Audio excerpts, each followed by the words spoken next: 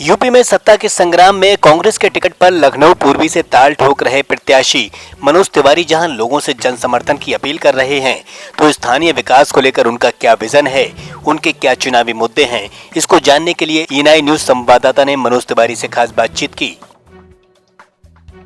नमस्कार, आप देख रहे हैं E9 न्यूज। जैसा कि आपको पता है कि उत्तर प्रदेश में चुनावी युगल बच चुका है और हर पार्टी अपने अपने दावे करके मैदान में उतर चुकी हैं। ऐसे में आज हम आ चुके हैं 173 पूर्वी विधानसभा में, जहां मनोज तिवारी जी से हम आज बात करेंगे चुनावी मुद्दों पर। मनोज जी, सबसे पहले आपका हमारे चैनल में बहुत बहुत स्वागत है। आपकी पार्टी किस एजेंडा को लेकर के चुनाव में उतरी है, क्या उद्देश्य हैं आपके? भाई, कांग्रेस का मतलब ही होता है हम सब। तो हमारा तो शुरू से एजेंडा रहा है कि सब हमारे साथ हों, चाहे किसी धर्म के हों, किसी जाति के हों, शोषित हों, वंचित हों, चाहे अमीर हो चाहे गरीब हो। कांग्रेस का मतलब ही हम सब होता है, इसलिए हमारे साथ हर लोग हैं।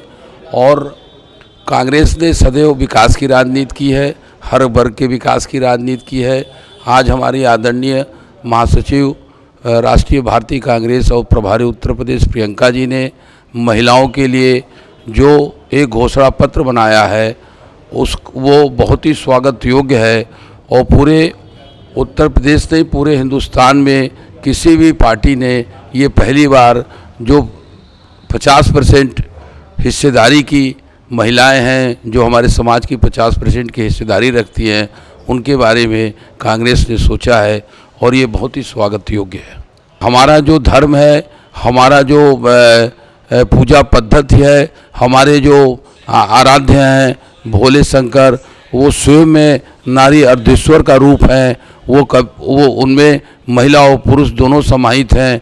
अगर प्रियंका जी ने इस समाज में ये संदेश देने का कोशिश किया है कि हम बराबर हैं, तो ये स्वागत योग्य है। जैसे कि हर पार्टियां दावा कर रही है कि अगर हमारी सरकार बनती है तो हम समाज में, क्षेत्र में, प्रदेश में विकास करेंगे। आप किन विकासों को लेकर के उतरे हैं? भाई, जब से देश आज़ाद हुआ है तब से हमने सुई से लेके सुखोई तक का काम किया है। हमने IIT से लेके भांगलनाथ बनाने का काम किया है। और हमने तो विकास करके इस हिंदुस्तान को आज़ादी के समय जो हमको हिंदुस्तान टूटा फूटा मिला था, आज कांग्रेस की ही देन है, उस विकास की ही देन है, जिस विकास को मोदी साहब अपना नाम देके एक झूठा ड्रामा कर रहे हैं कि हमने विकास किया है। उन्होंने कुछ नहीं किया है सिवाय झूठ बोलने के लिए। विकास अगर इस देश में किसी ने किया है तो कांग्रेस ने किया है। और जहाँ तक हमारे क्षेत्र के विकास की बात है, तो हमारे क्षेत्र का बड़ा दुर्भाग्य है, बहुत ज़्यादा ही दुर्भाग्य है। यहाँ की जनता बहुत ज़्यादा नाराज़ है, क्योंकि हमारे क्षेत्र के जो विधायक हैं वो नॉमिनेशन करते हैं और चुनाव जीत के भाजपा के नाम पे वो फिर घर बैठ जाते हैं। यहाँ से 13 किलोमीटर उनका घर है। लोग, इस क्षेत्र की जनता ये बताती है कि क्षेत्र में आते नहीं हैं। गलती से अगर मैं घर चला जाता हूँ तो वहाँ भी नहीं मिलते हैं। तो हमें लगता है कि इस क्षेत्र की जनता मूड बना चुकी है कि हमको विधायक चेंज करना है। जैसे कि आपकी सरकार प्रदेश में आती है और आप विधायक बनते हैं, तो सबसे पहला विकास कार्य कौन सा करेंगे आप?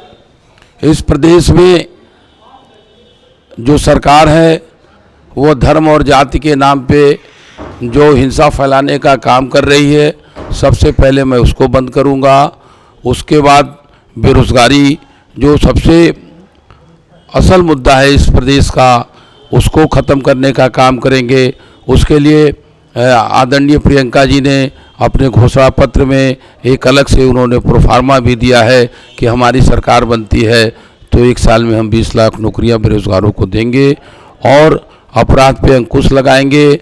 जो हमारा क्षेत्र के प्राइमरी स्कूल है, उस स्कूल को हम इतने बेहतरीन डेवलप करेंगे, इतने अच्छे टीचर रखेंगे कि गरीब घर के बच्चों को भी एक अच्छी शिक्षा मिल सके और एक नया रोल मॉडल हम अपने क्षेत्र को दे सकें। भाजपा सरकार जो दावा कर रही है वो केवल सभाओं में दावा कर रही है, उनके पास कोई ऐसा आंकड़ा नहीं है जो जनता को दिखा सकें। भाजपा सरकार टोटली दावों पे ही जी रही है, टोटली झूठ पे जी रही है। और योगी बाबा भी मोदी के रास्ते में चल चुके हैं। जिस तरह से आदरणीय मोदी जी एक इवेंट का काम करते हैं, एक मंच सजाते हैं, उस छोटे शब्दों में कहा जाए तो योगी और मोदी जो हैं ओनली एक इवेंट मैनेजर हैं, इस देश के लिए और कुछ नहीं है। हम राशन वितरण का कार्यक्रम जो हो रहा है वो एक तरह से लोगों को पंगु बनाने का काम हो रहा है। इस राशन वितरण का ये दुर्दशा हो गई है कि खेतों में मजदूर नहीं मिल रहे हैं, खेती ठीक से तरह से नहीं हो रही है, जो गरीब शोषित वंचित लोग हैं वो आलस्य होते चले जा रहे हैं, वो काम कोई नहीं कर रहे हैं, उनकी प्रतिभा मर रही है। तो हम इसको दूसरे तरीके से उनको रोजगार देने का काम करेंगे, उनको चिकित्सा देने का काम करेंगे, उनका ध्यान देने का काम करेंगे, उनको आलसी और पंगु बनाने का काम नहीं करेंगे। जिस प्रकार सरकार दावा कर रही है कि हमारा आयुष्मान कार्ड जो 5 लाख तक की सीमा का बना हुआ है, क्या उसके बारे में कोई संबंध में कुछ जानकारी देंगे आप?